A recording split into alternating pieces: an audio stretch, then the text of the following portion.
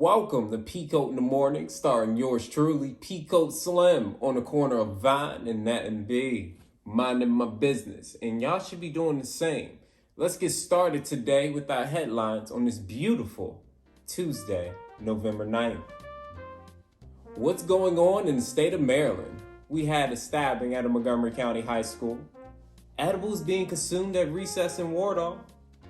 But first, let's get started with the Capitol in Annapolis. At 7:30 a.m., what do you expect to find while walking your dog?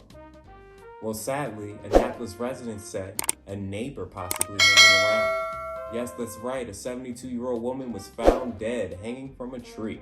Police say that there was no foul play, but civil rights activist and icon Carl Snowden is on the job, and he's making sure that he's keeping his foot on their neck and looking for justice or a reasonable explanation.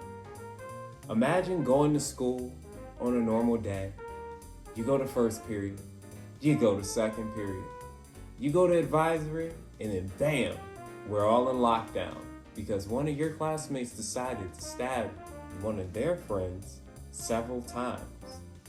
Yes, that's right. I'm not sure if they were friends, but one classmate did stab another 5 straight times before fleeing the scene. His parents then brought him back to the school in which he was arrested. The question is, where was the officer who was supposed to be in the school? Well, apparently Montgomery County voted 9-0 to remove the officers from all Montgomery County School earlier this year.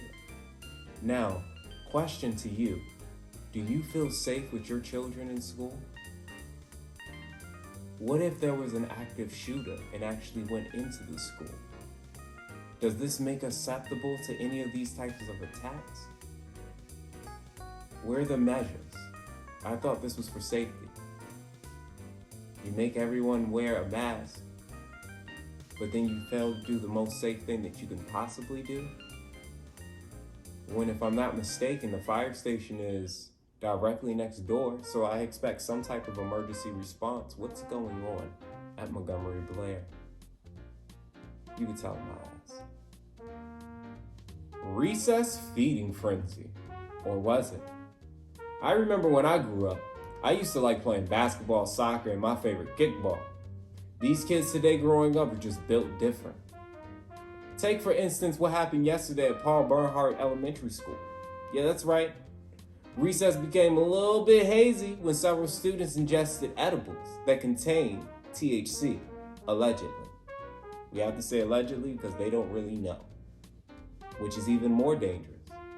But the kids were released back to their parents after everything checked out and they were okay. Now the real question is, are we watching our children behind closed doors? These are elementary school kids and they shouldn't be even having these things in their hands. Or did a negligent parent make a mistake that can cost everybody their rights? If this is played right, rights will be removed. Trust and believe.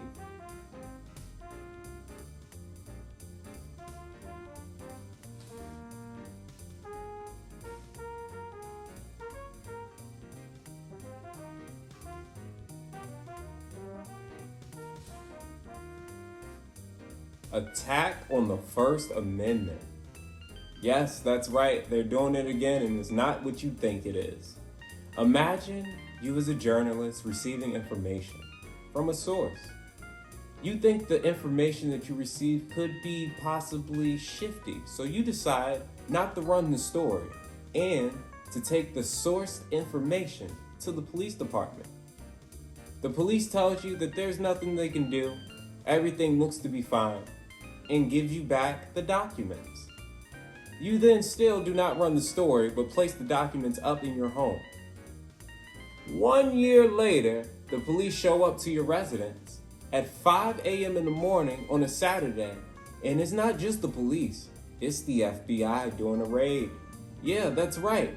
That happened to James O'Keefe. I'm gonna let him explain it. An anonymous source contacted Project Veritas and indicated the source had in its lawful possession a copy of the diary that the source said belonged to Ashley Biden, and it turned the material into local law enforcement. Do you feel this was right? And what else could he have done? Matter of fact, Let him explain it. I don't know what direction this country's going in, but journalists everywhere have to rise up, because we broke no laws here. They've crossed the bridge here. They could do it to me, they'll do it to anybody. All right, and that's my time today, beautiful people. Thank y'all for joining PeaCoat in the Morning here at the Melatonin Network on YouTube. Make sure you like, comment, and subscribe.